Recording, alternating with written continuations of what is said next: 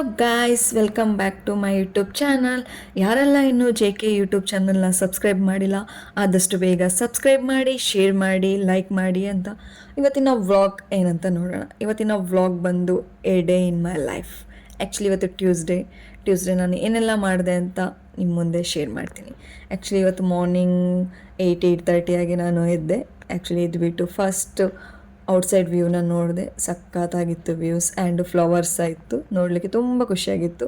ಅದರಲ್ಲೂ ಮಳೆ ಬರೋ ಟೈಮಲ್ಲಿ ಅಂತೂ ಮಾರ್ನಿಂಗ್ ವ್ಯೂಸ್ನ ನೋಡೋಕ್ಕೆ ಅಂತೂ ತುಂಬಾ ಖುಷಿ ಆಗುತ್ತೆ. ಹಾಗಾಗಿ ಇವತ್ತಿನ ಡೇನ ನಾನು ಹೇಗೆ ಸ್ಪೆಂಡ್ ಮಾಡಿದೆ ಅಂತ ನಾನು ನಿಮ್ಮ ಹತ್ರ ಶೇರ್ ಮಾಡ್ತೀನಿ.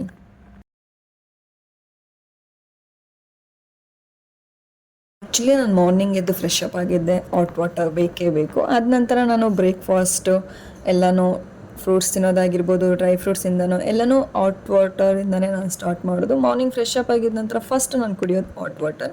It's good for health also. And night ನಾನು ಡ್ರೈ ಫ್ರೂಟ್ಸ್ನ ನೆನೆ ಹಾಕಿಟ್ಟಿದ್ದೆ. ಆ್ಯಂಡ್ ಮಾರ್ನಿಂಗ್ ಹಾಟ್ ವಾಟರ್ ಕೊಟ್ಟು 10 ಮಿನಿಟ್ಸಿಗೆ ಡ್ರೈ ಫ್ರೂಟ್ಸ್ ತಿಂದೆ. ನೆಕ್ಸ್ಟು ಇವತ್ತು ಬ್ರೇಕ್ಫಾಸ್ಟ್ ಬಂದು ಇಡ್ಲಿ ಮತ್ತು ಕೊಕೊನಟ್ ಚಟ್ನಿ ಮಾಡೋಣ ಅಂತ ಡಿಸೈಡ್ ಆಗಿದ್ದೆ.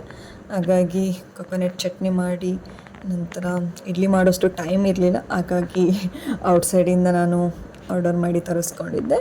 ಕೊಕೊನಟ್ ಚಟ್ನಿ ಮಾತ್ರ ನಾನು ಮನೇಲೇ ಮಾಡಿದ್ದೆ.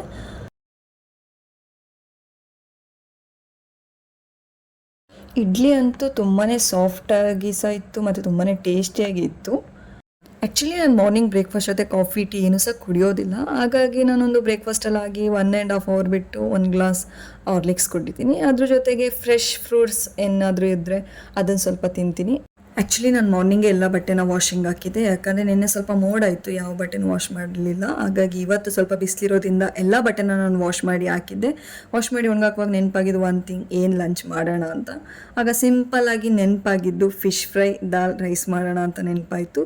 ಹಾಗೆ ಎಲ್ಲ ಆಯಿತು, ಊಟ ಸಹ ಆಯಿತು. ಸ್ವಲ್ಪ ಹೊತ್ತು ಮಲಗಿ ಎದ್ದಾಗ ಫ್ರೆಂಡ್ ಕಾಲ್ ಮಾಡಿದ್ಲು, ಮಂಗಳೂರು ದಸರಾ ನೋಡೋಕೆ ಹೋಗೋಣ ಅಂತ. ಹೋಗೋಕ್ಕಿಂತ ಮುಂಚೆ ಇಬ್ಬರು ಒಂದೊಂದು ಪ್ಲೇಟು ಮಸಾಲೆ ಪುರಿ ತಿಂದ್ಕೊಂಡು ನೆಕ್ಸ್ಟ್ ನಾವು ಎಂಟ್ರಿ ಆಗಿದ್ದು ಮ್ಯಾಂಗ್ಳೂರು ಕುದ್ರೋಳಿ ದಸರಾ.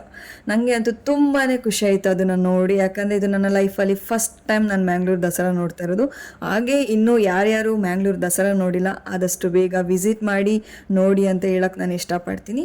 ಹಾಗೆ ನಾವಿಬ್ಬರು ಸಹ ಮನೆಗೆ ಬರೋ ದಾರಿಯಲ್ಲೇ ಇಬ್ಬರು ಒಂದೊಂದು ಶವರ್ಮ ತಿಂದ್ಕೊಂಡು ನಾವು ಮನೆಗೆ ಬಂದ್ವಿ.